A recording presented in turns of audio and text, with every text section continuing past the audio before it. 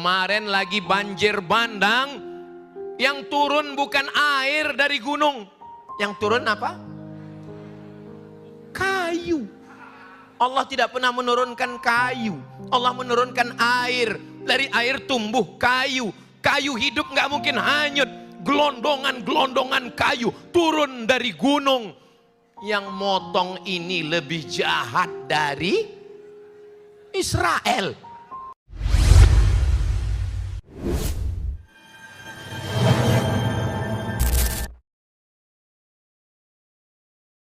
Dan orang Israel juga menanam tanaman.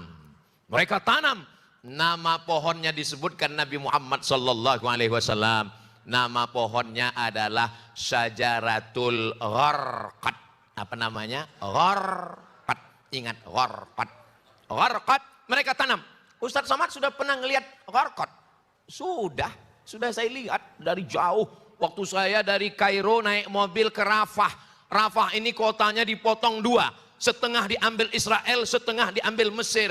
Di tengahnya ada pagar yang dikasih volse tegangan listrik tinggi. Siapa yang nyentrum? Siapa yang nyentuh kena setrum.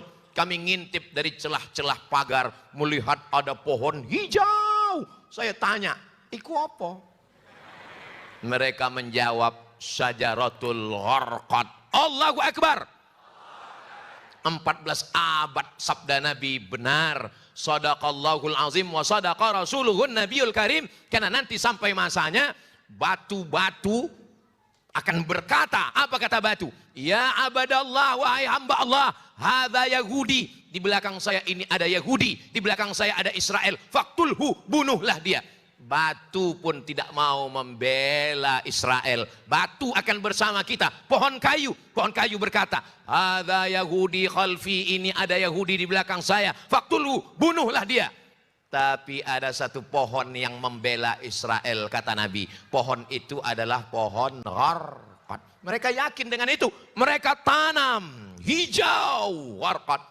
Anehnya, orang Yahudi menanam tanaman. Kemarin lagi banjir bandang, yang turun bukan air dari gunung, yang turun apa? Kayu.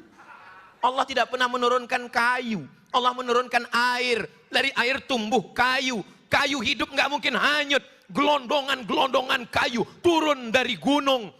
Yang motong ini lebih jahat dari Israel. Makanya saya seumur-umur belum pernah sholat istisqa. Diundang bupati, gubernur, wali kota, kepala desa, dusun, kepala dinas, kepala badan, kepala kantor yang ada kepala, tidak berkepala. Ustadz Somad sholat istisqa, enggak mau, sekalipun saya enggak mau. Kenapa? Karena kita berdoa minta hujan, ternyata yang bakar hutan ikut sholat istisqa. Kita hanya sebagai pelengkap sandiwara. Allah mau menunjukkan hujan, gunung bukit tidak lagi bisa menampung, menahan akar kayu. Turun gelondongan-gelondongan, menabrak jembatan, menghancurkan rumah.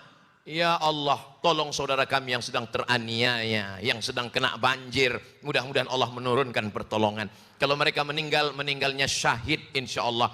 2 orang polisi dari Riau yang ditugaskan ke Sumatera Barat, terbawa arus sungai. Anak istrinya tinggal, mudah-mudahan diberikan ketabahan.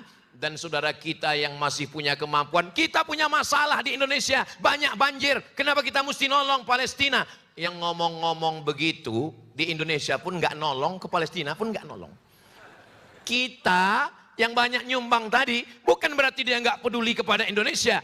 Yang Indonesia, yang musibah, yang kebakaran, yang tsunami, yang kebanjiran, kita tetap tolong. Tapi Palestina jangan kita tinggalkan. Saudaraku yang dimuliakan Allah Subhanahu wa Ta'ala, apalagi yang mau ditunggu? Mesias itu mau turun. Sengaja ditampilkan di TV ini ibu-ibu yang kepanasan. Kalau di tempat lain saya ceramah, itu dibawakan kertas, Ustadz waktu sudah habis. Kalau di tempat lain saya ceramah, ini di layar ini dibuat waktu, kurang 2 menit.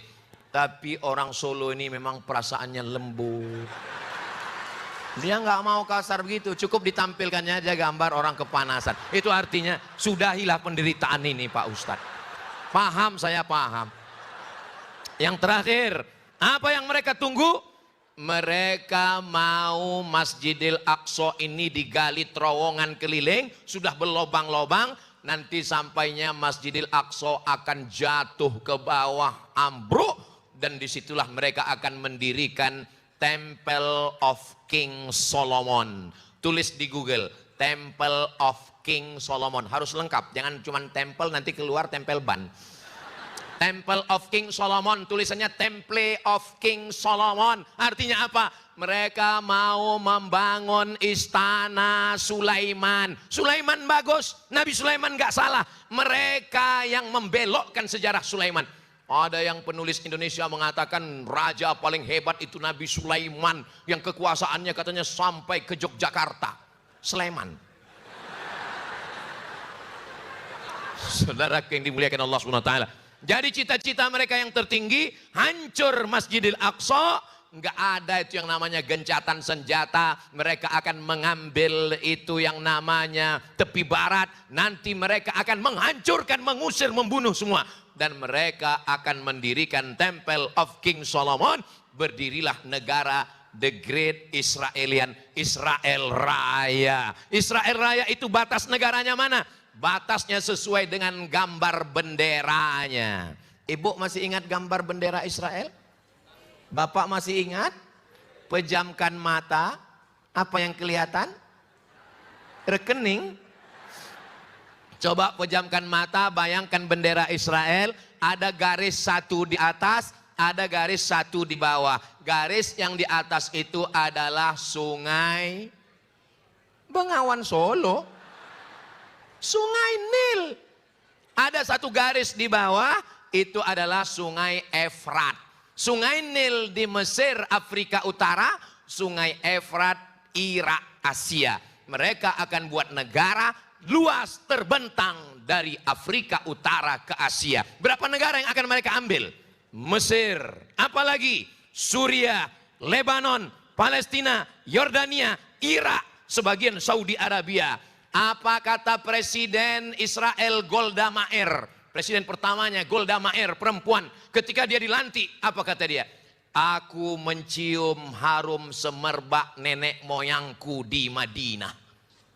Waktu dia pelantikan, dia mengatakan, aku mencium harum semerbak nenek moyangku di Madinah. Karena di Madinah ada 4 Yahudi, Bani Nadir, Bani Quraiza, Bani Qainuqa, Yahudi Khaybar. Maka kita semarakkan Khaybar. Khaybar, Khaybar ya Yahud, Jaisu Muhammad saufa ya'ud. Wahai Yahudi, Khaybar pernah kami rebut, kami akan mengambilnya. Takbir. Ini tausiah saya hari terakhir. Hari Kamis, Jumat, Sabtu, Ahad.